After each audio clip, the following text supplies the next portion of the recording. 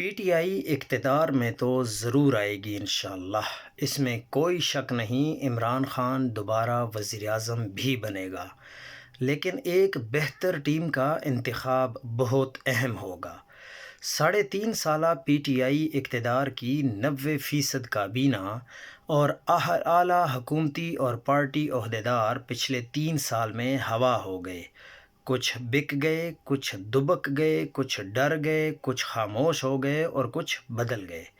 سوائے چند ناموں کے پوری P T I team compromise ہوئی، جبکہ ورکر اور ووٹر ڈٹ گیا۔ انقلاب اکثر آ جاتے ہیں، لیکن انقلاب کے بعد اصل چیلنج شروع ہو جاتا ہے۔ پاکستان کے لیے ایک لمبا اور کٹھن راستہ ہے، لیکن امید کی کرن عوام کا شعور ہے۔ یہ اب نئی نسل سنبھالے گی، جیسے سہیل آفریدی۔